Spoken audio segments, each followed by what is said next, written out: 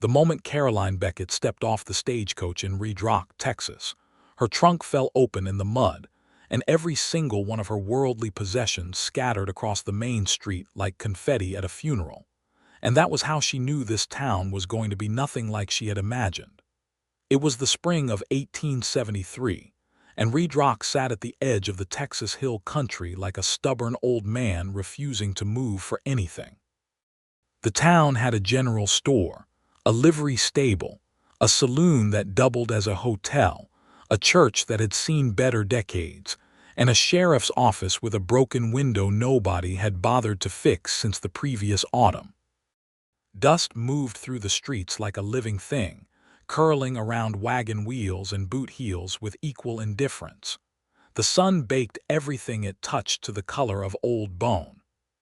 Caroline knelt in the mud and began gathering her things with her bare hands, and the first pair of boots she noticed belonged to a man who crouched down across from her, and started picking up her belongings with the kind of careful, unhurried manner of someone who had nowhere else to be and no embarrassment about being seen helping a stranger in the dirt. She looked up. He was somewhere in his early 30s, with dark brown hair that had gone a little long under his hat, a jaw covered in several days of dust and stubble, and eyes the color of creek water in the shade of an oak tree, that particular green-gray that changed depending on the light. He was tall even crouching. His shirt was faded blue, his vest was worn leather, and his hands were the hands of a man who worked outdoors for a living. "Robert Brenner," he said simply, holding out a folded wool shawl that he had retrieved from beneath a horse's nose before the animal could investigate it further. "Caroline Beckett," she said, taking it. "Thank you. You the new schoolteacher?" He asked, not because it was presumptuous, but because Redrock had been waiting on a schoolteacher for the better part of 6 months, and everyone in town knew she was coming. "I am," she said. She was 26, with dark red hair that the wind had already pulled half free from its pins, and the kind of composed expression that suggested she was perfectly capable of keeping herself together even when her trunk had just exploded in a public street. "Welcome to Redrock," he said, and he almost smiled. She noticed the almost. It was the kind of almost that made a person curious. Between the two of them, they got everything back into the trunk, and Robert found a length of rope in his saddlebag and tied it shut so it would hold until she got wherever she was going. The stagecoach driver, a grizzled man named Hatch who smelled powerfully of chewing tobacco, had watched this entire operation from his seat without moving a single muscle to help. "Obliged," Caroline said to Robert, standing and brushing the worst of the mud from her skirt. "The schoolhouse is 2 streets over," he said. "There's a room behind it that the town council fixed up last month. It's small, but it's solid." He picked up one end of her trunk without being asked. "I'll carry this for you." She wanted to tell him she could manage, but the trunk weighed 40 pounds and the mud was deep enough to swallow her boot with every step, so she let him. The schoolhouse was exactly as small as he said, and the room behind it was exactly as solid. It had a narrow iron bed, a washstand with a cracked basin, a wood stove that needed cleaning, a window that faced east, and a hook on the wall for her coat. It smelled of sawdust and pine sap from the recent repairs, and Caroline found herself standing in the middle of it and thinking that it was the first space that had ever been entirely hers. "It suits me," she said, and she meant it completely. Robert set the trunk down and looked around briefly in the way a carpenter does, checking the construction rather than the aesthetics. "Window latch needs adjusting," he said. "I'll come back and fix it if that's all right." "That would be very kind." He nodded, put his hat back on, and left. No lingering, no fishing for conversation. She watched him walk back down the street through the east-facing window and found herself wondering what kind of man he was, and why he'd had that almost smile on his face, and what it would take to make it a full one. She told herself it was simply professional curiosity. She had always been an observant person. She was lying to herself, but it was the first day and she was willing to allow it. The town of Redrock held a supper at the church the following Friday to welcome their new schoolteacher. Every family with children came, and several families without children came also because Redrock was the kind of town where any social gathering was treated as a significant event. The women of the ladies' auxiliary had cooked for 2 days. There were pies of every description, roasted chickens, cornbread in iron skillets, beans cooked low and slow with salt pork, and a cake with white icing that the pastor's wife had made from a recipe her grandmother brought from Georgia before the war. Caroline wore her best dress, which was deep blue with ivory buttons at the collar, and she moved through the room with the ease of a woman who had spent her whole life being new somewhere. She had grown up in Missouri, studied in St. Louis, and had taken her teaching certificate to 3 different towns before landing in Redrock. She was good at introducing herself. She was good at remembering names and asking the right questions. She met the Harmon family, who had 5 children and a farm 3 miles east of town. She met Doris Pullen, who ran the general store with her husband and had opinions about everything at a considerable volume. She met Pastor Greaves, who was earnest and kind and slightly terrified of his own wife. She met Doc Halliday, who was not that Doc Holliday and was somewhat tired of being asked about it.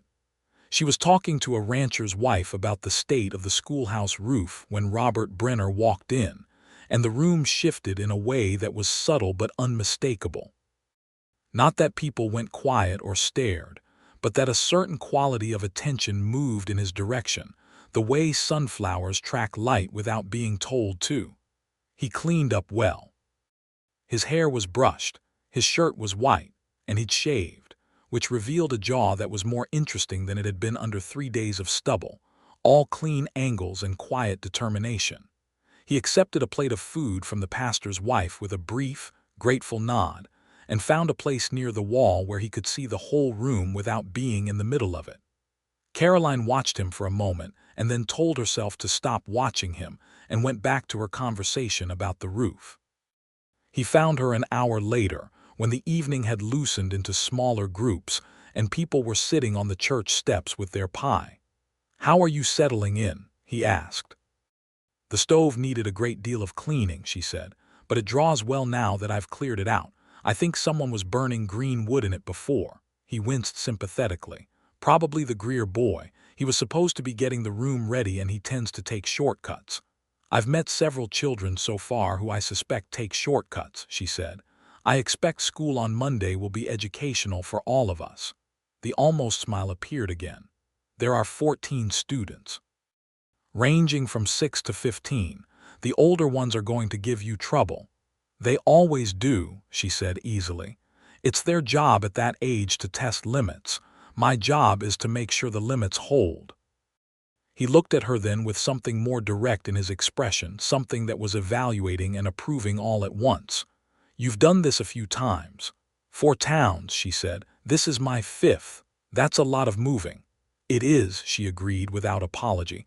"I like the work. The moving was just what came with it until now." She paused. "I'm hoping Redrock might be different." She hadn't meant to say that. It came out more honest than she'd intended, and she saw him register it, not with discomfort but with careful attention, the way you pay attention to something you want to understand fully. "What's keeping you?" he asked. It was a direct question but gentle. "Nothing yet," she said honestly. "Ask me again in 6 months." The almost smile became an actual smile, and Caroline Beckett discovered what it looked like when Robert Brenner was genuinely amused.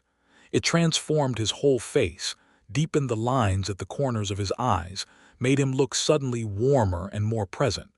It was the kind of smile that made you want to say something clever just to see it happen again. She ate her pie and talked with him for another half-hour, and when she walked home alone through the warm spring night with the stars spread out overhead in the particular abundance that you only get far from any city, she was smiling to herself, and she didn't bother pretending she didn't know why. School began on Monday as scheduled. The schoolhouse had 12 desks that did not all match, a blackboard that was mostly intact, a shelf of books in varying states of survival, and 14 children who ranged from genuinely eager to learn to genuinely committed to chaos. The youngest was a 6-year-old girl named Penny Harmon who had brought an apple and placed it on Caroline's desk with tremendous ceremony, before sitting down with her hands folded. The oldest was a 15-year-old boy named Tom Weller who sat in the back row with his arms crossed, and the expression of someone who had decided in advance that none of this was going to be interesting. Caroline had taught Tom Weller in 4 different towns under 4 different names, metaphorically speaking. She knew exactly what to do. She called on him first, before he'd had a chance to establish his indifference as a permanent position. She asked him what he knew about the geography of Texas, and he answered more thoroughly than he intended to because he actually knew quite a bit, and the mild surprise in his own voice when he realized he'd been engaged made the other children laugh, and something in the room relaxed. It was a good first day. By Wednesday, she knew all 14 names and most of their particular strengths and struggles. By Friday, she had identified which children needed extra attention in reading, and which were bored and needed more challenging material, and she'd written to the school board in Austin requesting additional books. Robert Brenner came to fix the window latch on Wednesday afternoon, when school was just letting out. He arrived with a toolbox and fixed the latch in about 10 minutes while Caroline sat at her desk grading arithmetic on small slates. The sound of him working, the quiet, efficient sounds of a person who knew what they were doing, was oddly comfortable, like background music she hadn't known she was missing. "Can I ask you something?" she said, without looking up from the slates. "Sure," he said. "What is it you do? For a living, I mean, you don't seem like a farmer." There was a brief pause and then the sound of the latch being tested. "I have a ranch," he said. "About 5 miles north of town, small. Cattle mostly, some horses. I do some work for the county as well, surveying and fence line disputes, that kind of thing. You know the land." "I've been out here long enough," he said. It wasn't quite an answer and they both knew it. She looked up.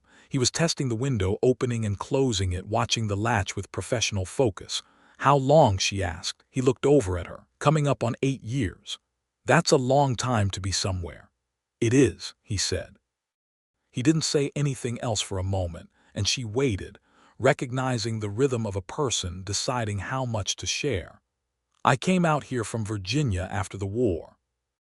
Needed somewhere that didn't know me. The war was 8 years past, but it still sat in rooms like furniture, something everyone moved around carefully. Caroline herself had lost a brother at Shiloh, and she understood what he was not quite saying.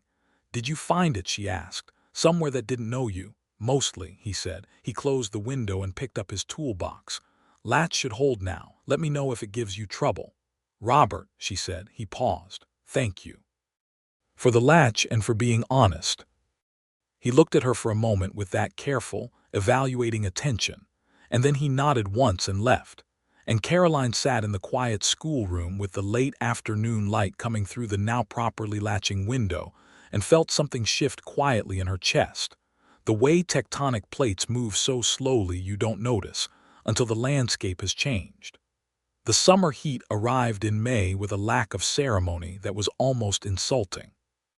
It went from warm to brutal in the space of a week, and the whole town adjusted its rhythms accordingly, starting work before dawn and retreating from the full afternoon sun like sensible desert creatures.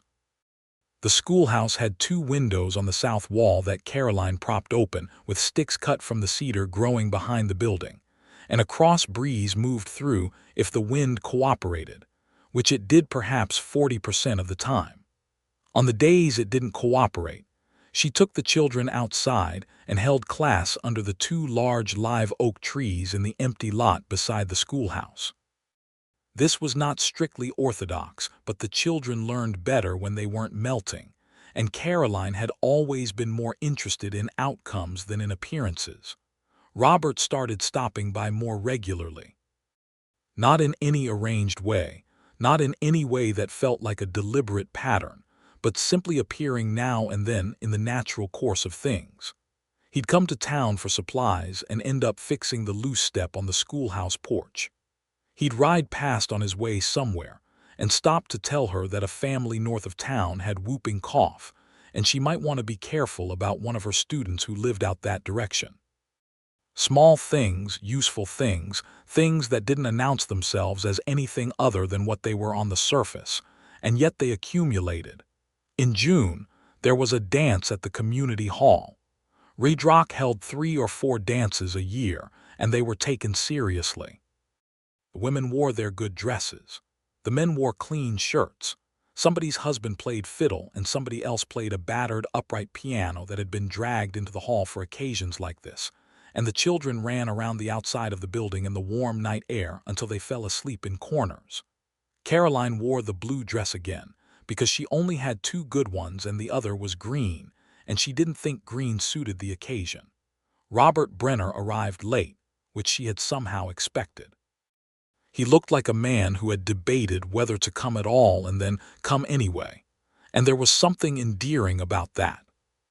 He accepted a cup of punch from the refreshment table and stood near the wall again, watching the dancing with the same quality of attention he gave to everything. He asked her to dance once, with the straightforwardness she was beginning to recognize as one of his defining qualities. He didn't approach it with any performance, no flourish or practiced charm. He simply stood next to her and said, "Would you like to dance?" And when she said yes, he offered his hand and led her onto the floor. He danced with the same competence he brought to everything else, not showy but entirely capable, and they were well matched in height and rhythm, which was the kind of small physical compatibility that meant more than it seemed like it should. She was aware of his hand on her waist and the warm solidity of him at a distance of 12 respectable inches, and she was also aware that she was considerably more aware of both those things than was strictly practical. "You dance well," she said, because it was true. "My mother's insistence," he said. She believed a man who couldn't dance properly was a man who couldn't be trusted in polite society. That's an interesting theory. She had interesting theories about a lot of things. Is she still in Virginia? A brief pause, less than a breath. She died in '68. "I'm sorry," Caroline said, and meant it. "She would have liked you," he said, and the simplicity of it, the directness of it, the fact that he clearly hadn't planned to say it, made her heart do something inconvenient that she chose not to examine in the middle of a dance floor. "That's a kind thing to say," she managed. "It's an honest one," he said, and they finished the dance in comfortable silence. She danced with other people after that, because it was a community dance, and that was how community dances worked. And he danced with the Harmon widow and one of the other women from the church auxiliary, and they caught each other's eyes across the room once or twice and looked away and caught them again. And Caroline Beckett, who had been perfectly rational and composed for 26 well-organized years, went home that night with her heart beating faster than the walk warranted, and her mind unwilling to settle on anything except the feeling of dancing with Robert Brenner. She lay on her narrow iron bed and looked at the ceiling and had a very serious conversation with herself about keeping things professional and appropriate. And then she remembered what he'd said about his mother and decided that the conversation could wait. It was a Tuesday in July when things became something openly and unmistakably more. Caroline had walked out to the creek half a mile east of town to think and to be alone with the water for a while, which was something she needed occasionally, having grown up within sight of the Missouri River and never quite adjusting to the dryness of West Texas. She had her shoes off and her feet in the water, which was cool and clear over limestone, and she was watching a family of deer on the opposite bank when she heard a horse approaching and looked up to find Robert reining in. He looked surprised to see her, genuinely surprised, which confirmed that this was not deliberate.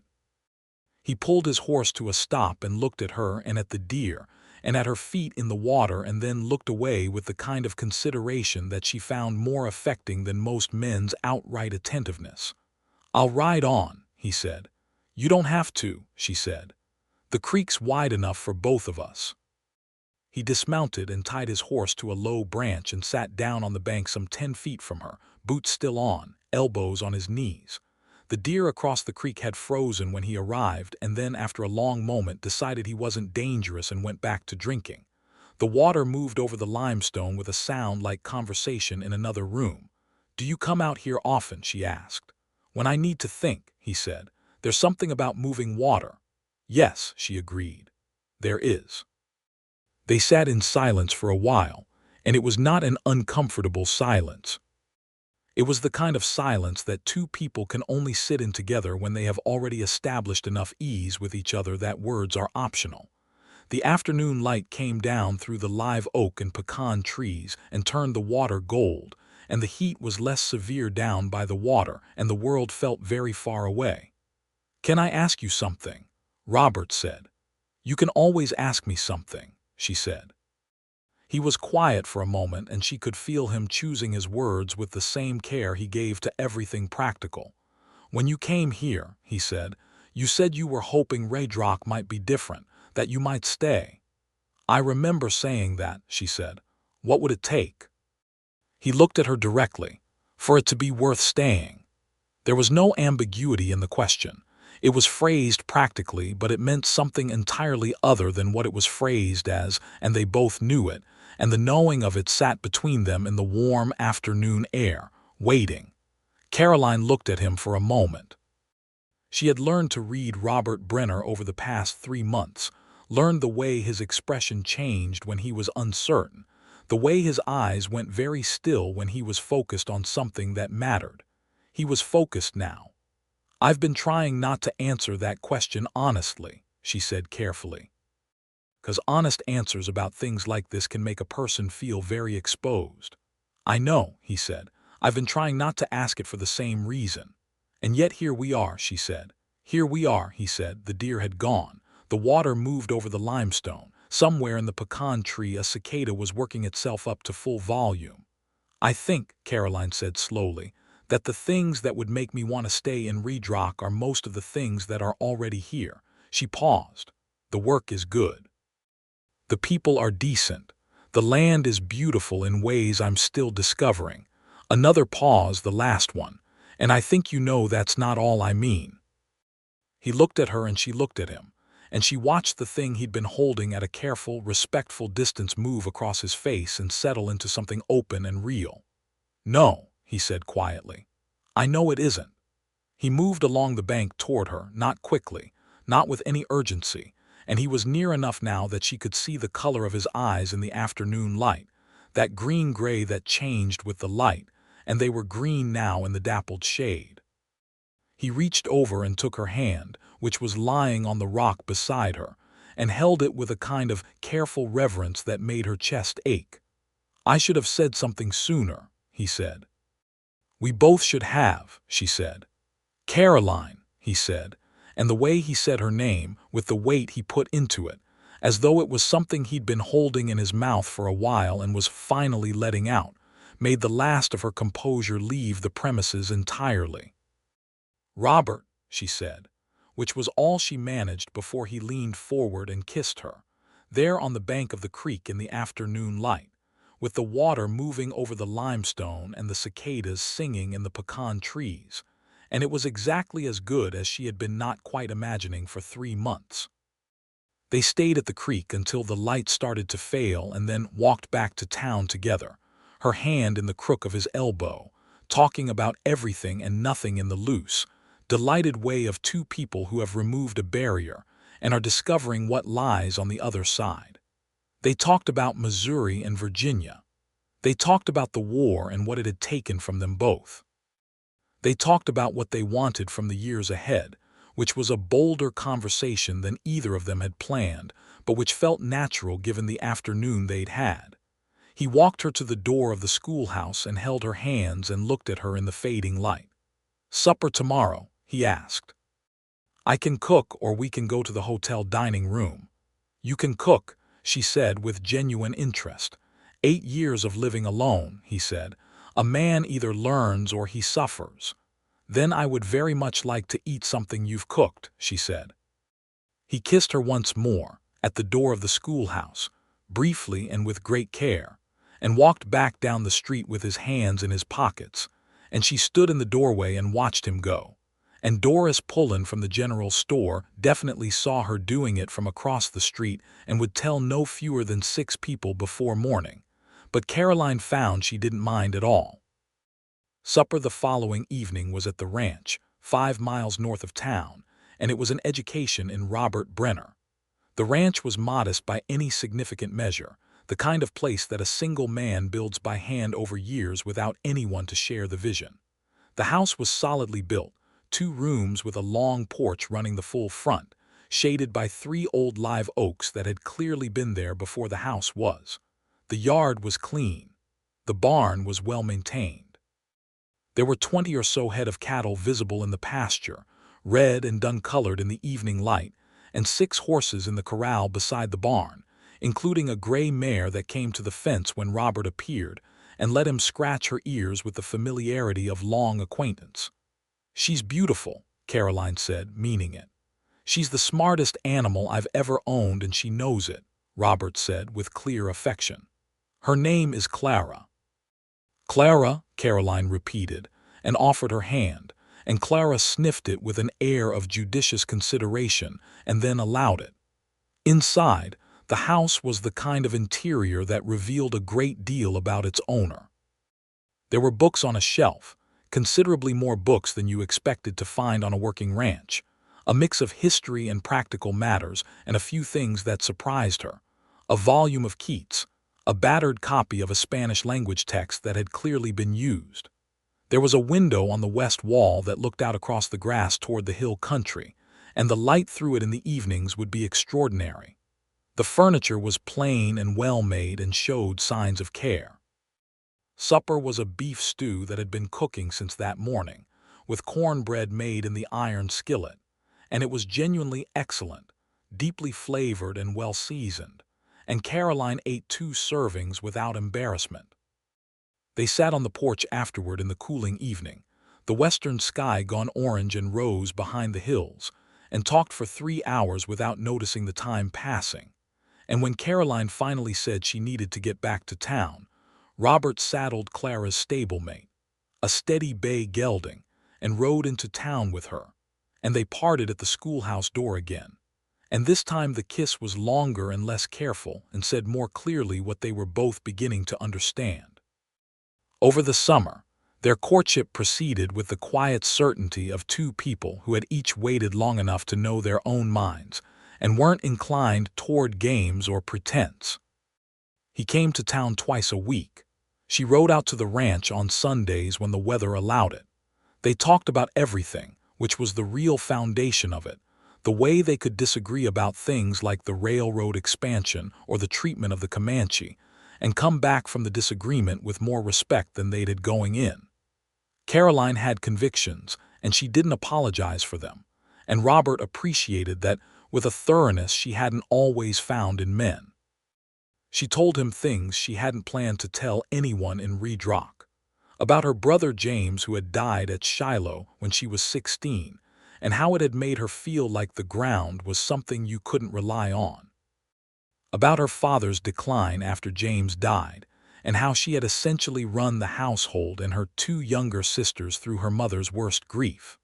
About why she'd gone into teaching, which was partly about loving children and partly about the way a school was a kind of controlled world where things could be made better through attention and effort, which was not always true of the larger world. He listened the way he did everything with his full attention, not offering comfort prematurely but sitting with the weight of what she shared. And he told her things, too, about the man he'd been before the war, younger and less careful.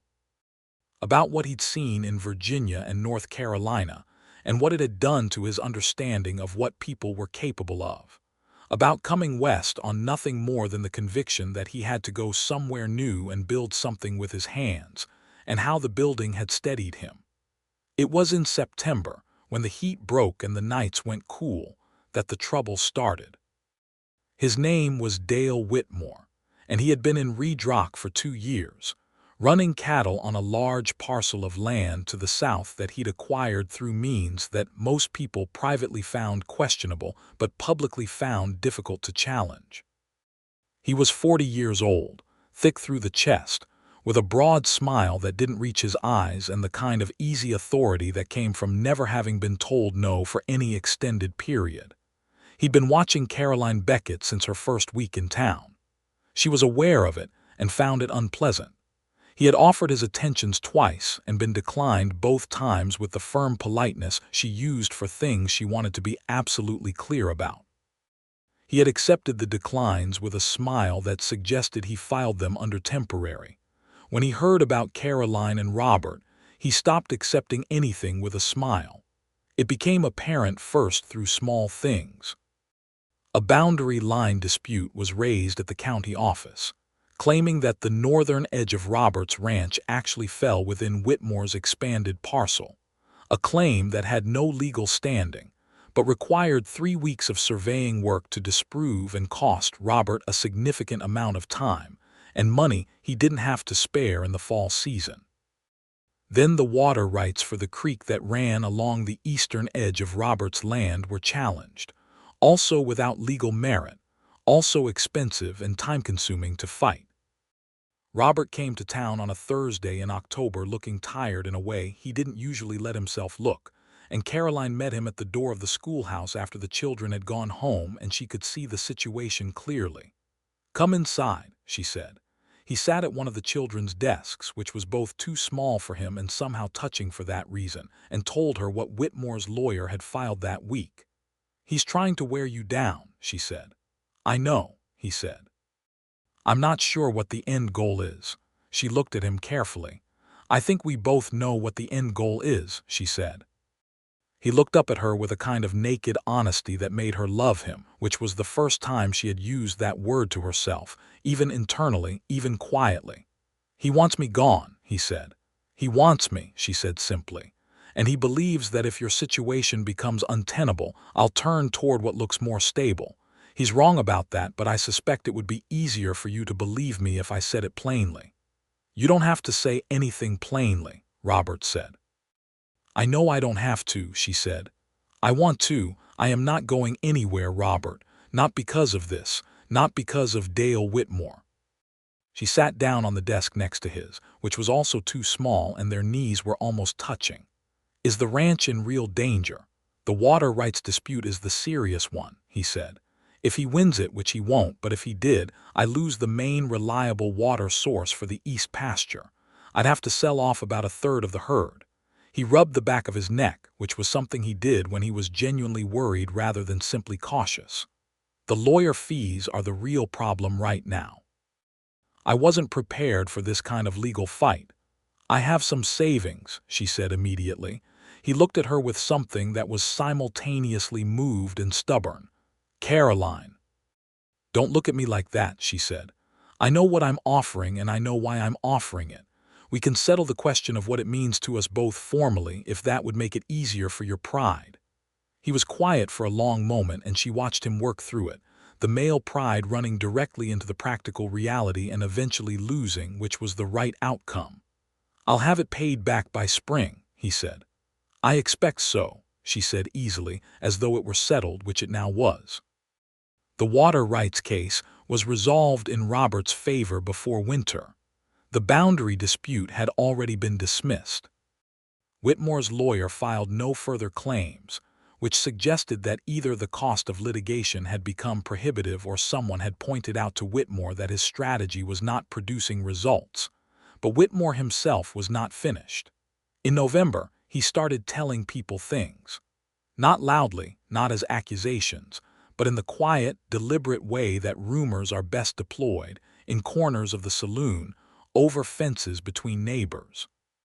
He implied that Caroline's previous towns had not ended well for her. He implied that the schoolteacher and the rancher's arrangement was something other than respectable. He implied, with the practiced subtlety of a man who had done this kind of thing before, that a town that valued its reputation might want to think carefully about who was educating its children. Caroline found out about it from Doris Pullen, who was not subtle but was loyal, and who told her with the specific kind of outraged sympathy that carries the subtext of righteous battle. "I want you to know," Doris said, both elbows on the general store counter, that there are not 12 people in this town who believe a word of it, and the school board met last night and they were all very firm about their confidence in you." "That's reassuring," Caroline said carefully. "What exactly is he saying?" Doris told her, with only slightly unnecessary detail. Caroline listened with an expression that was composed on the outside and considerably less composed on the inside, because she had heard rumors before, but this specific kind, the kind targeted at a woman's reputation with surgical precision, made something in her go very cold and very still. She went to Robert that afternoon. "I know," he said, before she'd fully explained. He was saddling Clara at the hitching post outside the livery, and his jaw was set in a way she hadn't seen before. "Hector Gaines told me this morning." "What are you planning to do?" she asked, watching his hands on the saddle cinch. "I was going to go talk to him," Robert said, with a studied calm that was clearly doing some work. "Meaning what?" He looked at her over the horse's back. "Meaning I was going to tell him to stop. And if he doesn't stop, then I'll persuade him more clearly." "Robert," she said, "if you ride out there and get into a fight with Dale Whitmore, it will confirm every implication he's made. It will look like exactly what he wants it to look like." He was quiet for a moment. "I know," he said. "I know that." He took his hands off the saddle and stood there for a moment with a particular frustration, the frustration of a person who knows what the right action is, but finds it profoundly unsatisfying. "So what do you want to do?" "I want to go to the school board and the pastor and every decent person in this town, and I want to stand up straight and let my conduct speak for itself," she said. "And I want you to do nothing that would give Whitmore any further ammunition." "That's the harder path," he said. "Yes," she agreed. He came around the horse and stood in front of her and looked at her with those green-gray eyes, and something in his expression had that particular quality of a man who has been doing things the hard way for a long time and has found it worth it. "Caroline," he said. "Don't," she said, because she could see what he was about to say, and she wanted to be standing on her own 2 feet when things were resolved, not propped up by a declaration made in anger. "I was going to say," he said quietly, "that you are the most capable person I know, and I trust your judgment completely, and I will do whatever you want me to do."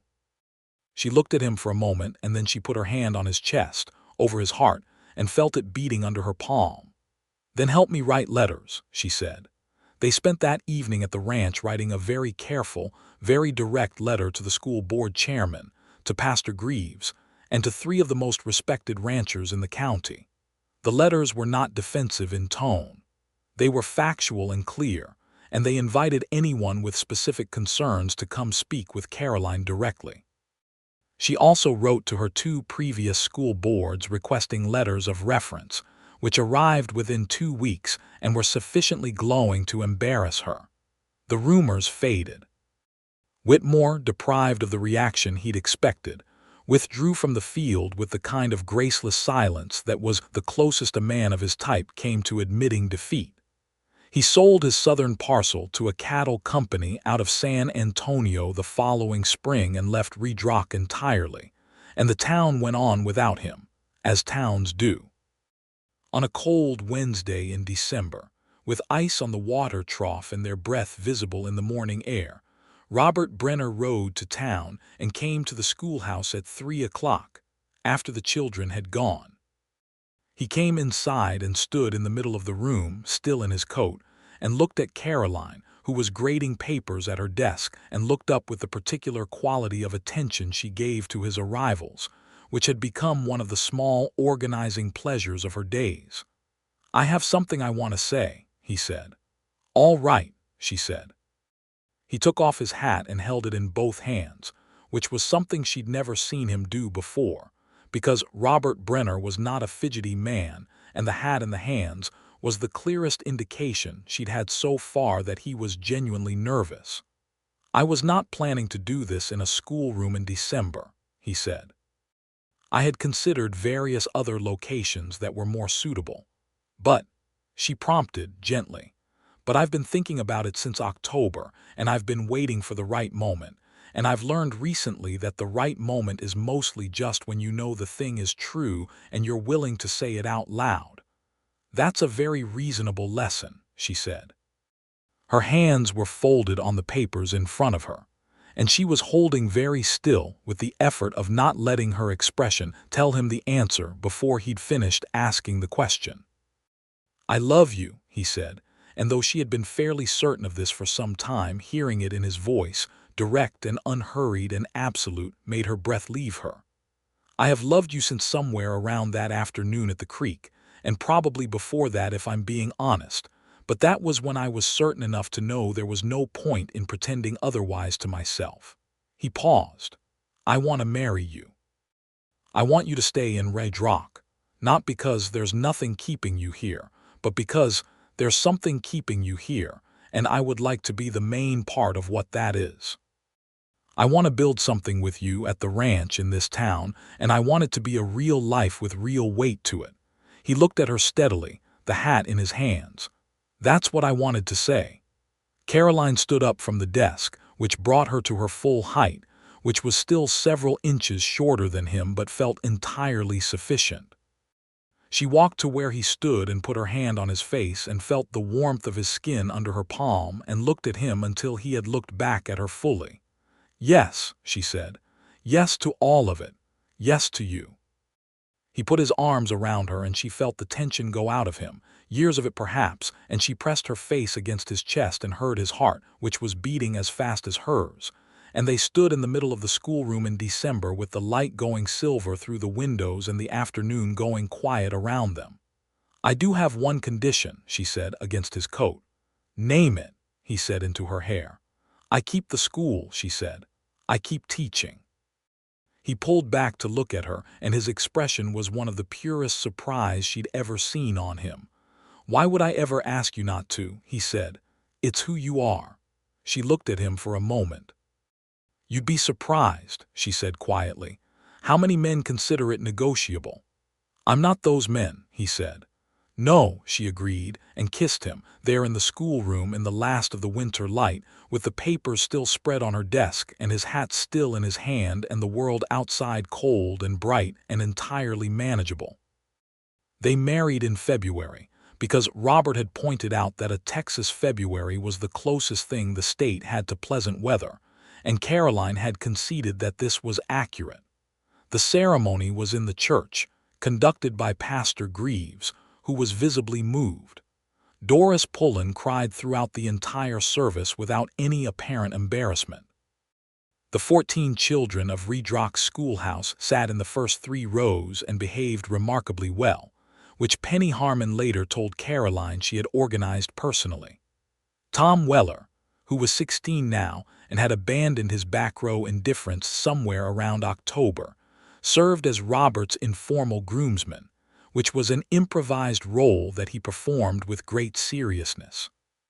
Caroline had no family who could make the journey from Missouri in February on short notice, but she had 3 months of letters arranged for her by women in the town who had decided she was theirs, and the schoolhouse was decorated by the ladies' auxiliary with cedar branches and dried flowers and candles in glass jars, and none of the grandeur she might have imagined in some younger iteration of herself could have been more meaningful than what was actually in that room. She moved into the ranch house, which was expanded in March when Robert and 2 neighboring ranchers spent 3 weekends adding a second room and a proper kitchen onto the back, with a window over the new sink that faced the live oaks and caught the morning light. Caroline added things slowly and deliberately, and the house became theirs incrementally, a shelf of her books mixing with his, a curtain she made from blue cloth she ordered from Doris Pullen's store, a kitchen table they chose together from a carpenter in town who did good work, a braided rug in front of the stove that had once belonged to a woman in Missouri whom Caroline had loved. That spring was the kind of spring that Texas occasionally offers as if in apology for everything else it puts you through. The grass came in green and thick, the bluebonnets spread across the fields in waves of impossible color, the creek ran clear and high with snowmelt from the hill country, and the cattle grew fat on the new grass, which was good because the previous year's dry summer had cost Robert some weight across the herd, and the spring made up for it. Caroline planted a kitchen garden behind the new addition, which Robert helped her fence with cedar posts and wire to keep the deer out. She grew tomatoes and beans and squash and the particular variety of sweet basil she'd been carrying seeds for since Missouri, and the garden produced lavishly that summer, the way first gardens sometimes do, as if the ground is pleased to be used. She kept the school, of course. She rode to town on the bay gelding, whose name was Pepper, every morning that school was in session, and rode home in the afternoons, and the rhythm of the teaching year organized their lives in a way that both of them found satisfying. The school year active and outward, the summer slower and more internal, turned toward the ranch and each other. In July, she told him she was expecting a baby. He was at the fence when she came out to tell him, checking the wire after a cattle had pushed through it that morning, and he stood up when she approached with the expression of someone who had learned from experience to read her face. She told him simply and directly, which was how she did everything, and watched his face change. It changed slowly, the way his face always did things, nothing sudden or theatrical, but moving through surprise and wonder and something that broke open quietly into joy. And he put down his wire pliers and crossed to her and held her face in his hands, those capable, work-roughened hands, and looked at her like she had done something miraculous. "Caroline," he said. "I know," she said. "Are you well? Are you feeling well?" "I'm very well," she said. "A little tired in the mornings, but otherwise very well." "The doctor," he said. "I've already spoken to Doc Halliday," she said. "He says everything is as it should be. He estimates February." He pulled her to him carefully, as though she had become something more fragile than she was, which she found both touching and slightly amusing, and she pressed her face against his chest again in the way she'd come to understand was her place in the world, the specific geography of him that was hers. "February," he said softly, above her head. "Yes," she said. "February again. It seems to be our month." She taught until October, when the round of her began to make the children ask questions that derailed arithmetic lessons, and then handed the school over to a temporary teacher, a young woman from Fredericksburg named Agnes who had come highly recommended and was, as Caroline had suspected from the first day, excellent. Handing over the classroom was harder than she'd expected. She sat in her saddle outside the schoolhouse on the last afternoon and felt something she hadn't expected, not regret exactly, but a particular tenderness for everything inside that room, the mismatched desks and the damaged blackboard and the children who were not hers by blood but were hers in every other meaningful way. She rode home to the ranch in the amber light of an October afternoon and found Robert on the porch waiting for her, and he came down the steps and took Pepper's bridle and looked up at her with the quiet, steady love that had become the ground she stood on. "How was the last day?" he asked. "I cried in the supply closet at lunch," she admitted. "But no one saw." "I won't tell anyone," he said, helping her down. "Agnes is very good," Caroline said. "She'll be fine." "And you'll be back in the spring," he said. "The school isn't going anywhere." "No," she agreed. "It isn't." She let him keep her hand. "Take me inside. I want to sit by the stove and drink something warm and hear about your day, because yours was almost certainly more practical than mine, and I need practical right now." He laughed, a full, warm sound that she had spent the better part of a year learning to produce in him, and took her inside. The baby arrived in February, as predicted, in a snowstorm that was unusual for the hill country but not unheard of, and was preceded by 12 hours of labor that Caroline spent mostly in the iron bed in the front room with Doc Halliday and Doris Pullen, in attendance, and Robert in the kitchen, having the worst 12 hours of his life by some distance. The baby was a boy, 7.5 pounds, with dark hair like his father and blue eyes that the doc said would probably change. Robert came in when Doris called him and stood in the doorway for a moment looking at his wife in the bed, with the small dark-haired person in her arms, and Caroline watched his face go through the same slow, thorough change that it had done in July, but deeper, going somewhere she'd never seen it go before, somewhere beyond what language had easy access to. He sat on the edge of the bed and she put the baby in his arms and he held him with enormous care and looked down at him with something that was simply beyond expression. "What do we name him?" Caroline asked softly. "James," Robert said, without hesitating. He looked up at her. "For your brother." She hadn't expected that. She had not mentioned it as a possibility.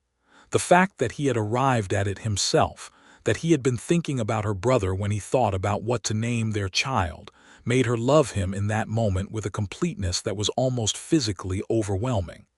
"James Brenner," she said. "James Robert Brenner," he said. "He should have something of both." Doris Pullen, who was gathering things in the corner of the room, made a sound that was not quite professional but was entirely human, and Caroline decided she would never find it necessary to comment on that. Spring came and Caroline went back to the school, which was exactly as she'd left it and was exactly what she needed, the familiar and the purposeful, and the children's faces in the morning. Doris Pullen had organized a rotation of women who came to the ranch to help with James during school hours, which Caroline had initially resisted and ultimately been persuaded was not a sign of inadequacy, but simply a community doing what communities were for. James Brenner was an easy baby in temperament, curious and watchful and slow to cry, and he regarded the world with his father's quality of careful attention from a very young age. He slept well, ate with enthusiasm, and was universally adored by the children of Redrock's schoolhouse, who treated him like a communal mascot on the days Caroline brought him to school in the warmth of late spring. Life on the ranch developed its rhythms, which were not the quiet, contained rhythms of Caroline's previous existence, but something larger and more inhabited. There was always work, more work than she had anticipated in the abstract. The garden and the house and the school and the child and the animals, and there were days when she fell into bed at 8 o'clock and was unconscious before the thought of sleep had fully formed. But the work was full. It had the weight of things that mattered. Robert in those years was the thing she had seen in the potential of him that first day in the mud of Main Street, brought fully into light. He was patient and competent and deeply, unfussily loving in the way of a person who had once been without those things and understood their worth. He fixed things. He built things. He paid attention to her in the sustained, specific way that meant he knew her, not just in the general way of affection, but in the particular way of having watched her carefully for long enough to know what she needed before she said it, what she was worried about under the surface of what she was saying, what made her laugh and what made her go quiet. He was not without his difficulties. He was stubborn in the way of men who have been alone and self-reliant for years, and have to relearn that assistance is not defeat. He kept things he was worried about to himself for longer than was useful, carrying them in private until they got heavy enough to become obvious, at which point Caroline would wait for him to look up from whatever he was doing and say, "What are you not telling me?" with the level equanimity of a schoolteacher accustomed to extracting information from reluctant parties. He told her, every time. That was the important thing. It took him a while to get there, but he always got there. In 1876, when James was 2, a drought came to the Texas Hill Country that lasted 14 months. It was not the first drought Texas had seen, and it would not be the last, but it was severe enough to turn the creek down to a trickle by August, to turn the grass brown by June, to kill 3 of Robert's cattle from a combination of heat and insufficient water, and to create the kind of sustained, grinding hardship that tested everything built in the easier years. Caroline watched her kitchen garden fail with a grief that surprised her. She had grown things for 3 years, had understood in her body the connection between effort and food, and watching the squash wither and the tomato plants give up in the heat was something she felt personally in a way that she might not have predicted. But it was the cattle that worried her more, because the cattle were the ranch's income, and the drought was eating into the herd's viability with slow, relentless efficiency. They sat on the porch on August evenings when it was too hot inside and looked out at the dry grass under the stars, and they talked through the numbers. which was something they did as partners, not as a man explaining the situation to a woman, but as two people equally invested in the outcome. "We sell off the eastern portion of the herd now," Caroline said, one evening in August. "Before the weight drops further, what we get for them in September is more than we'll get for them in November if we wait." "I know," he said. "I've been thinking the same thing. And the money from the cattle covers us through the winter and into spring, if we're conservative." "If we're conservative," he agreed. "We're always conservative," she said, the faint smile. "You're conservative," he said. "I was conservative by necessity. You're conservative by nature. It's a useful combination." "I was raised by a woman who kept the household going through my father's worst years," Caroline said simply. "It teaches you to know what you need from what you want." He reached over and took her hand, sitting on the porch in the August heat, and they looked at the stars, which were spectacular in the drought-dried air, brilliant and innumerable above the hill country. "We'll be fine," he said, and he meant the ranch, but he also meant something larger. "Yes," she said, "we will." The drought broke in the fall of 1877, with rains that came for 2 weeks almost without stopping. And the grass came back so fast it was almost alarming, and the creek ran high again, and the ranch recovered with the stubborn persistence of land that has been worked and loved and properly tended. They had a second child in 1878, a daughter this time born in early spring, and they named her Me after Robert's mother, who had believed that a man who couldn't dance wasn't fit for polite society, and had apparently raised a man who was fit for every kind of society that mattered. Me Brenner was from the beginning a contrary and delightful person with Caroline's coloring and Robert's eyes, and a temperament that was entirely her own, spirited and opinionated and wildly affectionate. James, who was 4 when Me arrived, accepted the intrusion with the philosophical grace of a firstborn who had been well prepared, and became within weeks the kind of older brother who hovered protectively over the baby with obvious love, and was clearly going to be both wonderful and slightly suffocating about it for the next 20 years. Robert Brenner, watching his son watch his daughter in the spring light, said quietly to Caroline, "I don't know how this happened," by which she understood him to mean not the mechanics of it but the fact of it, the improbability of having arrived here at this specific warmth and fullness. "You fixed a window latch," she said. He looked at her sideways. "What? You came to fix the window latch on the schoolhouse," she said. "And you stayed for an hour, that's how it started." He thought about that. "I was going to come back sooner," he said, "to fix it. I had about 4 reasons to come back." "I know," she said with the serenity of a woman who has known this for some time. "Was it that obvious?" "To me, yes," she said. "To you, I think it took a while." He laughed. Me, hearing the sound, made a small sound of her own, and James solemnly patted her head. By 1880, Redrock had grown. The railroad had come through 40 miles to the south, which brought commerce and new families and a new sense of permanence to the region, and with it came new people and new needs and the general quickening of a town discovering itself. There were new houses on the east side of town, a second general store, a properly licensed doctor from back east who still couldn't replace Doc Halliday in anyone's affections, and a new church building that the congregation had been raising money for since before Caroline arrived. The schoolhouse was expanded that year, a second room added to accommodate the growing enrollment, and Caroline hired an assistant teacher, a young woman named Ruth who was freshly certified and hungry to learn. Caroline taught the older students and supervised, which gave her the particular satisfaction of having created something that could grow beyond what she alone could do. Tom Weller, who was 23 by now and had long since graduated and gone to work on his family's ranch, came into town on a Tuesday morning and found Caroline outside the schoolhouse trimming the cedar hedge with a pair of garden shears. "Miss Beckett," he said, old habit.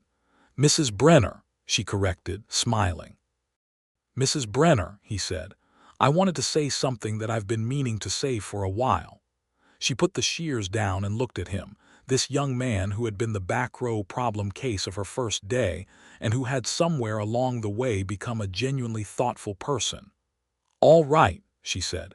"You changed things for me," he said simply. "When I was 15, I was planning to do exactly what my father did and nothing more, and then you came here and made me feel like thinking was something worthwhile, and I want you to know I haven't stopped." He held out a book, which she took. It was a book on agriculture and land management from an agricultural college in the East. "I'm going to school in Austin in the fall," he said. "I thought you should know." She looked at the book and then at him and felt the particular quality of joy that belongs exclusively to teachers, the kind that arrives when the work has done what the work was meant to do. "I'm very proud of you, Tom," she said. He nodded, a little embarrassed by his own sincerity, which was 23 years old in a way that was entirely recognizable. "I'll write," he said. "You better," she said. She told Robert about it that evening at supper, with James and me at the table eating with the particular focused intensity of children who have opinions about their food, and he listened with the expression he wore when he was genuinely pleased and wasn't sure it was appropriate to show quite how much. "That boy sat in the back of your classroom for 3 months deciding not to learn anything," Robert said. "That's exactly right," Caroline said. "And now he's going to university." "Yes." He reached across the table and touched her hand briefly, which was their language for a full paragraph, and James looked up from his plate and said, "Why did you touch Mama's hand?" With the relentless investigative instinct of a 6-year-old. "Because I wanted to," Robert said simply. "Why?" "Because I love your mother." James considered this and returned to his food with an air of someone who has received a complete answer, and me, who was 2, banged her spoon on the table in what appeared to be enthusiastic agreement. The years that followed were the years of ordinary, extraordinary life, which is to say they were full of things that looked from the outside like simply living, but were from the inside the entire substance of everything. Children growing in the way that children grow, so fast and so thoroughly that you keep being surprised by the person who is suddenly standing where a smaller person used to be. The school expanding and changing with the town.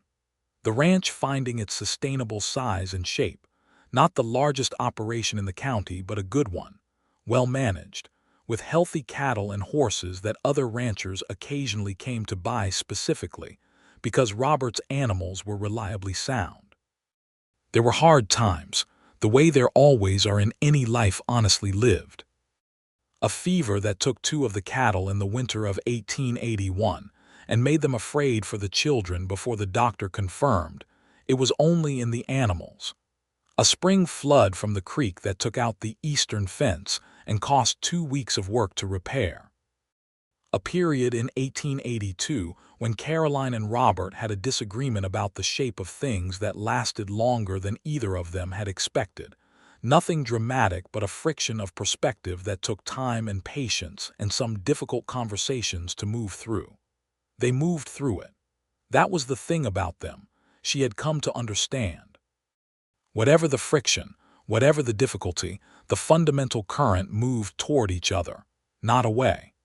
They had built something solid enough that it didn't crack under the normal weight of 2 real people living a real life together. In 1883, Caroline received a letter from St. Louis, from the teaching college she had attended a decade earlier. They were looking for someone to come and teach a methods course to new teachers, a 2-week engagement, well compensated, and her name had been provided by references she hadn't known she'd accumulated.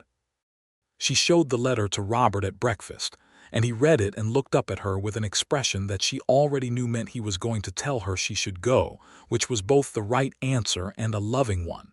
"You should go," he said.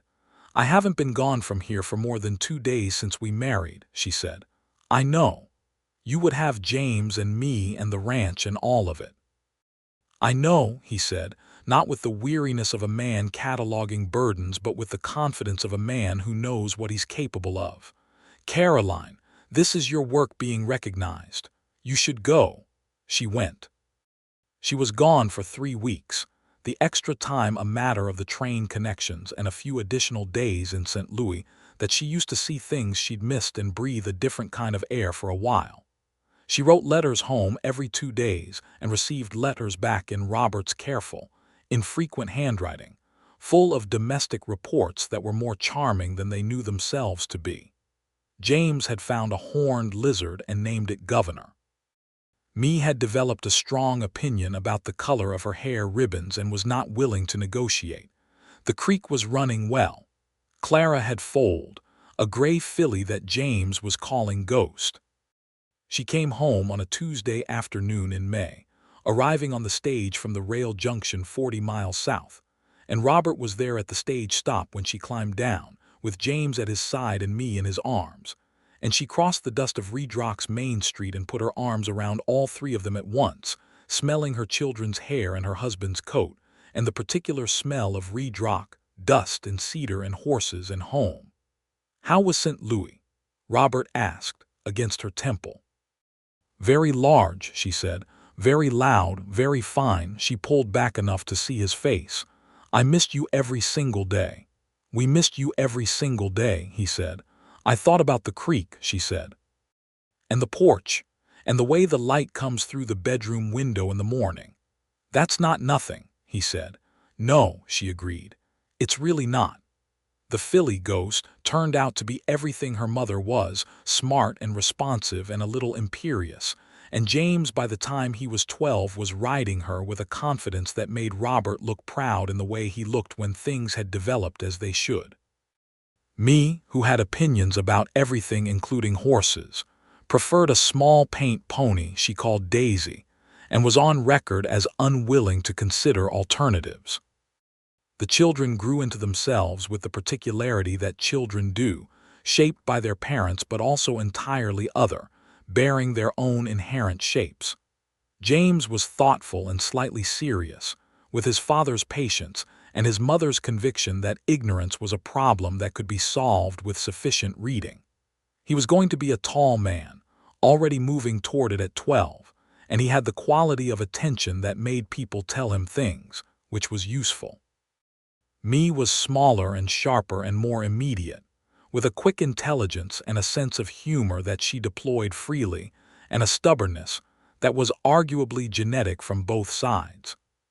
She had decided by age 8 that she wanted to be a doctor, which was considered either admirable or impractical depending on who you asked, and Caroline had told her it was entirely possible, and that anyone who told her otherwise was simply uninformed about the future. Robert, when Mee announced her ambition at the supper table, had looked at his daughter with clear-eyed directness and said, "Then you'll need mathematics and science and Latin. We'll get you the books." Mee had looked at him with the specific expression of a child who has been given exactly the right answer and is storing it for future reference. In 1886, Redrock celebrated its 20th year as a chartered town with a summer festival that lasted 3 days and involved a great deal of food, music, dancing, and general civic pride. Caroline organized the school's contribution, which was an exhibition of student work and a choral performance that the children had been rehearsing for 6 weeks. Robert organized the ranchers' competition, a series of working events, roping and cutting and fence-post driving, that drew participants from 3 counties. On the final evening of the festival, there was a dance, and it was the largest dance Redrock had ever held, out in the open air of the town square with paper lanterns strung between the buildings and the fiddle and piano joined this year by a young man with a guitar, and the whole town danced until the lanterns burned low. Robert Brenner, who had danced with Caroline Beckett on a June evening 13 years ago and asked her if she'd like to dance with the same straightforward simplicity, asked her again, and she said yes, and they danced in the light of the paper lanterns with the whole town around them, and their children watching from the edge of the dancing. James with his arms crossed in the way of a 12-year-old who was affecting cool detachment and failing, Me with her chin up and her eyes bright. Caroline's head was at his shoulder and his hand was at her waist, and they moved together with the ease of people who have been moving through the world alongside each other for long enough that the motion is simply natural as walking, as natural as breathing. "Do you remember the first dance?" she said. "I remember every dance," he said. "What you said that night," she said, "about your mother. That she would have liked you," he said. "Yes. It's still true," he said. "More so, actually. She would have loved you." "I feel that sometimes," Caroline said quietly. "About her, I don't know how that's possible since I never met her." "She's in the house," he said simply. "In how I built it, in things I kept from the way she raised me. You met her through those things." She was quiet for a moment, moving with him through the music. "Robert," she said. "Yes. I have been happy here," she said. "Genuinely, entirely happy. I want you to know that. Not happy in the way of someone who has accepted their circumstances, but happy in the way of someone who got exactly what they wanted from life, and is not remotely surprised to discover that it is better in practice than in imagination." He was quiet for a moment, and she felt him take a breath. "Me too," he said. "I came out here with nothing I was willing to name, wanting to be somewhere new, and I found everything I didn't know I was looking for." His hand on her waist held her a little more firmly. "You specifically," he said. "Let me be clear. You specifically are the everything I found." She laughed, which was the right response to a declaration that precise, and he laughed with her, and they danced until the last lantern went dark and the children fell asleep on a blanket near the general store.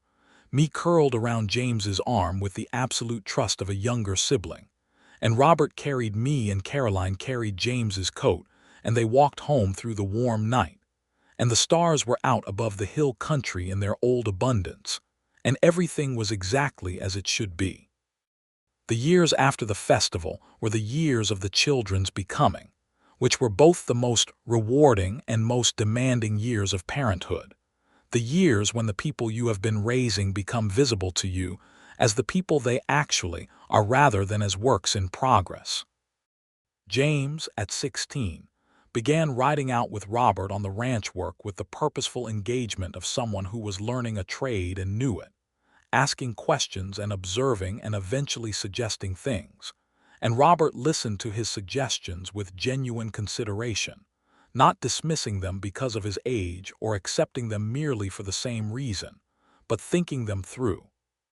And sometimes the suggestions were good, and sometimes they weren't, and the conversations about why were among the most educationally honest either of them ever had.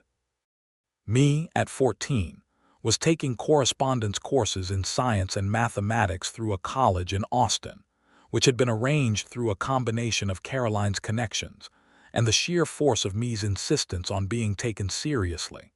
And she was doing work that was several years beyond her age group, with the impatient efficiency of someone for whom thinking was simply the most natural activity. The ranch in those years was profitable in a modest, sustainable way that suited its owners. Robert had expanded to a small horse operation, breeding working horses that sold well across the region, because he had an understanding of horses that went beyond technique to something intuitive. And Clara's line had produced several animals that had the particular combination of intelligence and temperament that working cowboys valued above almost everything else. Clara herself, at 21, was the oldest horse on the ranch by a significant margin, and lived an entirely comfortable retirement in the near pasture, visiting the fence whenever anyone came to offer her attention. Robert still went out to her every morning, a ritual that had never varied, bringing half an apple or a handful of oats, and standing at the fence with her for a few minutes in the quiet morning before the day began.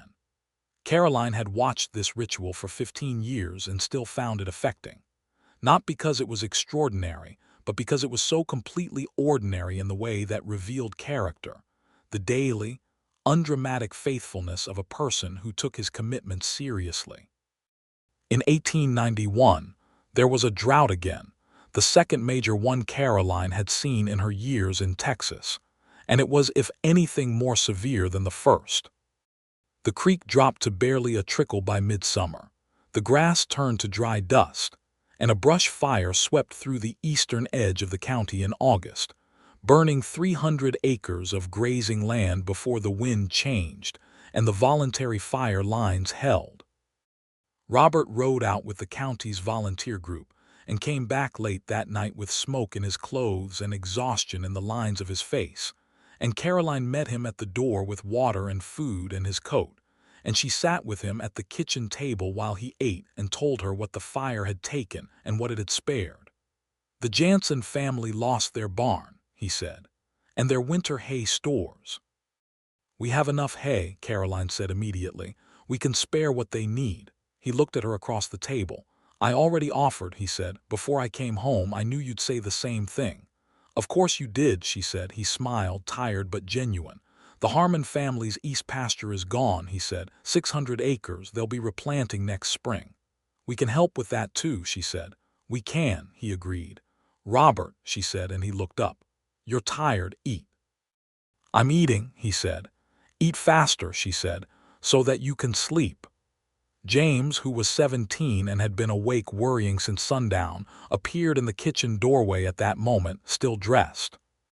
He looked at his father with the clear, hard look of someone who loves the person they're examining and has been very afraid. "You're all right," he said. It was not quite a question. "I'm all right," Robert said.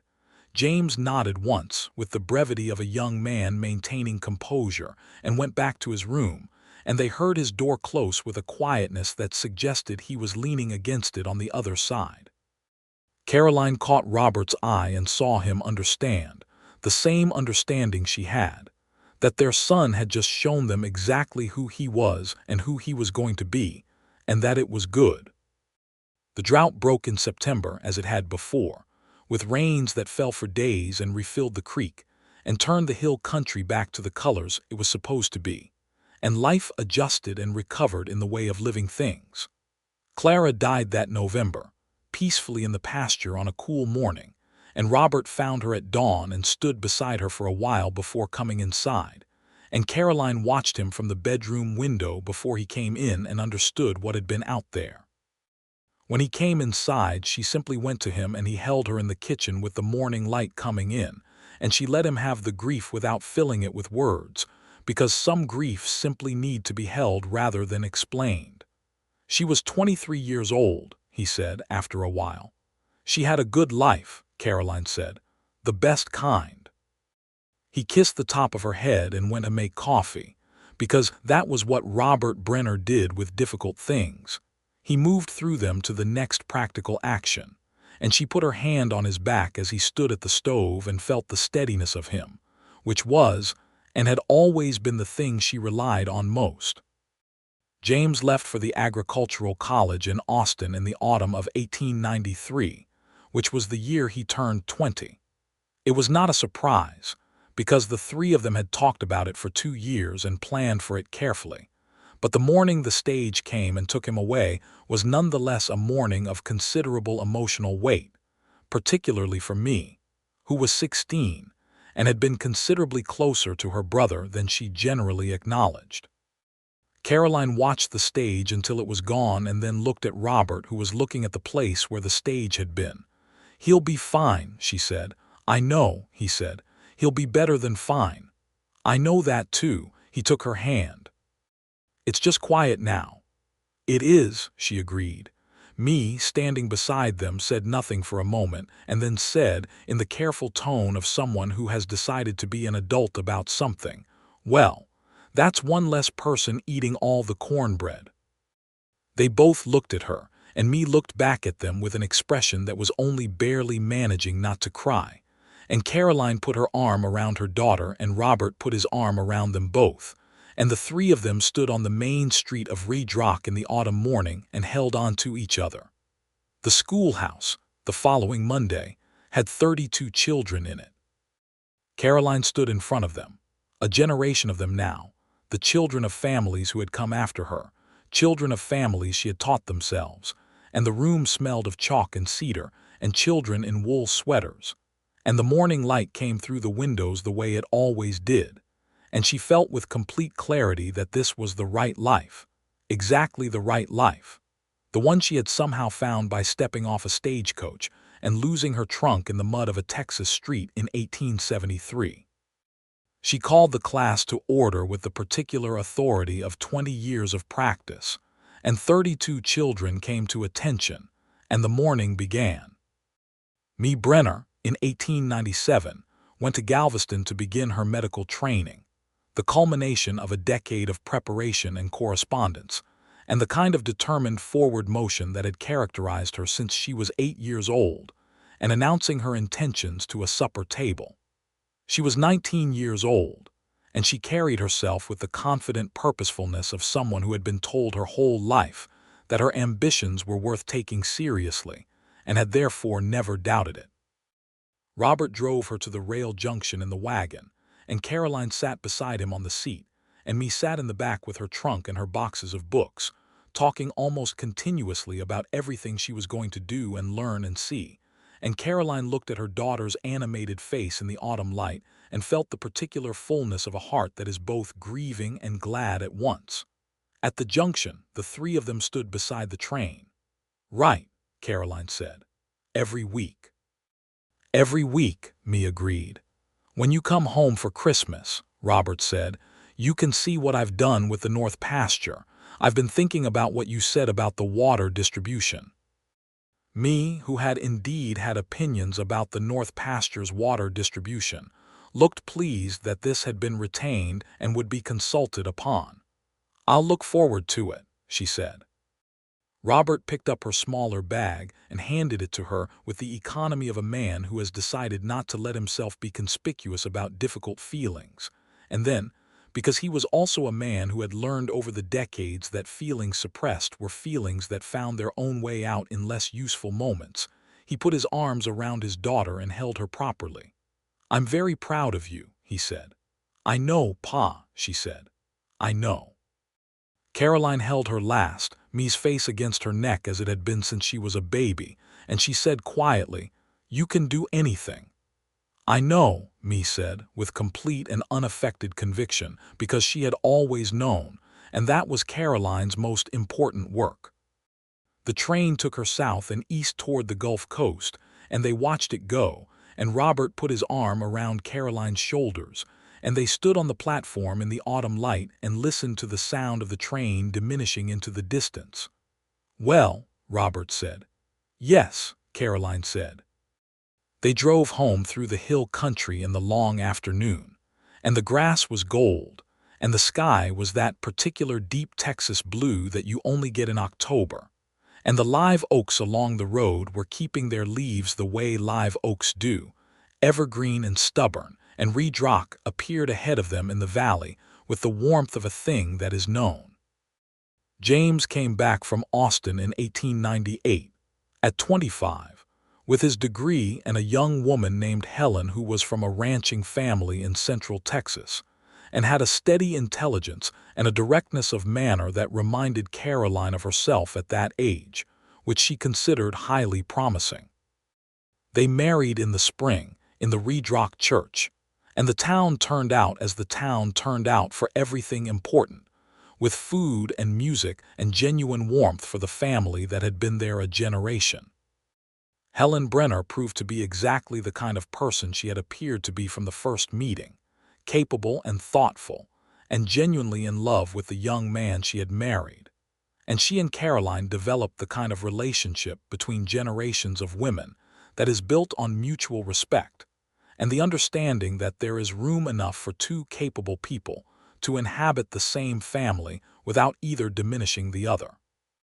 James took on the management of the ranch's horse operation, and between his formal training and Robert's experience, the operation grew into something considerably more significant than it had been, known across the region for the quality of the animals it produced. Robert stepped back from the daily management with the grace of a man who has done the work and is ready to trust it to the person he raised. By 1900, Redrock had grown into a proper small town with a courthouse and a newspaper and a pharmacy, with proper streets that were not yet paved but had plans for it, and a school that had 3 rooms and 4 teachers, of whom Caroline was the head. She was 53, and she taught with the same precision and affection she had brought to it at 26, and the town had stopped being able to imagine itself without her. Robert at 54 was still the person he had always been, quieter now than he'd been in middle age, more settled into himself, moving through the work of the ranch and the county with the unhurried competence of someone who has been in a place long enough to know exactly what it needs from him. His hair had gone gray at the temples and largely elsewhere, and there were lines in his face from decades of Texas sun, and he was to Caroline's eyes more beautiful than he had been at 33, the way very good things are when they have been used well. On a January evening in 1900, they sat on the porch as they had sat on 1,000 evenings, the night cold and clear, the hill country dark against the stars, a lamp in the window behind them. Caroline had her feet tucked up under her, and her hands wrapped around a cup of coffee. Robert was in his chair with a blanket over his knees, which he had adopted 2 winters ago without comment, and which she found deeply and inexplicably endearing. "James and Helen are expecting," Caroline said. "I know," Robert said. "He told me this morning." "Spring," she said. "Spring," he agreed. She looked at him in the lamplight and saw the pleasure in his face, the quiet, certain pleasure of someone who is receiving the continuation of something they care about. He looked over and caught her looking and smiled, the full smile that had taken her a while to produce in him all those years ago, and that was now available to her at will, one of the privileges of knowing someone completely. "What are you thinking about?" he asked. "The stage," she said. "The first day, my trunk in the mud." He laughed softly. "You were so composed," he said. "Your trunk had just exploded in front of the whole town and you were perfectly composed." "I was terrified," she said. "I just had practice at not showing it." "I didn't know that," he said. "I thought you were the most self-possessed person I'd ever seen." "And then you picked up my shawl from in front of a horse," she said. "It seemed like the thing to do." "It was exactly the thing to do," she said. They sat in the winter night and the stars moved overhead as they always had, and the ranch was quiet, and somewhere in the dark the cattle were standing in the pasture, and the horses were in the barn, and the creek was running over the limestone, and the house was warm at their backs. "Robert," she said. "Yes. I want you to know something." "All right." She looked at the stars for a moment, thinking how to say what she meant, which was one of the pleasures of a love that had lasted long enough to require real precision. Not because the person needed convincing, but because they deserved the effort of it. "When I came here," she said, "I was 26 years old and I had lived in 4 towns, and I was good at a job I loved, and I had organized my life very efficiently around the absence of anything I might lose." She paused. "And then I met a man who fixed things and held his hat in his hands when he was nervous, and said honest things quietly, and danced with me in the summer, and took my hand on the bank of a creek, and said my name like it was something worth saying." He was quiet, listening the way he listened. "And everything I had organized my life around changed," she said, "and it changed into something better and larger and more real than anything I had organized myself toward alone, and every day of the last 27 years has been proof of that." She looked at him. "That's what I wanted to say." He looked at her for a long moment in the lamplight. "Caroline," he said. "Yes." "The day you stepped off that stage," he said carefully, "with your trunk in the mud and your hair coming down and no interest whatsoever in waiting to be helped, I thought, there is a woman I would very much like to know." He shifted and reached for her hand across the space between their chairs. "And everything that has happened since then has been me finding out how right that was, and being more grateful for it every year." She held his hand in both of hers and looked at him in the lamplight. "We built a good life," she said. "We built a very good life," he said. The spring came with warmth and flowers, and in May James and Helen had their baby, a boy, delivered without incident in the east bedroom of the farmhouse by a doctor from town. Caroline held her first grandchild in the morning light of the room, and felt the particular, specific quality of that love, which is different from the love for a child only in that it has room in it for the wonder of continuance, the love of a person plus the love of what they represent forward in time. She carried the baby to the window and showed him the live oaks and the morning light, the creek in the distance and the horses in the corral, the particular landscape of the place that had become the only place she had ever truly belonged. Robert came in, having been outside doing the work that needed doing on the morning of even the most significant events, and stood in the doorway and looked at his wife holding his grandchild in the spring light, and his face did the thing it had done in the schoolroom and at the creek, and on 100 other mornings and evenings of a life built in the hill country of Texas. "What do you want to name him?" Caroline asked, looking back over her shoulder. James and Helen from the bed said the name they had already chosen. "William," James said. "William Brenner." "William," Robert said. "William," Caroline agreed. She looked out the window at the live oaks, at the morning light on the grass, at the country that had been dry and cold and burning and flooding and generous and beautiful in the course of the 27 years she had lived in it, and she felt in her chest the full, rounded completeness of a life that had arrived exactly where it was supposed to arrive and was still, on this spring morning, moving forward. Outside, the creek ran over the limestone. The horses moved through the morning air. The bluebonnets were out along the fence lines, blue and purple against the green hill country grass, and the sky above Texas was the color of a promise kept, wide and deep and endlessly, extravagantly blue. Caroline Beckett Brenner stood in the morning light with her grandson in her arms, in the house she had helped build, in the town she had helped shape, in the life she had chosen and been chosen for, and she was home, entirely and finally and with her whole heart home.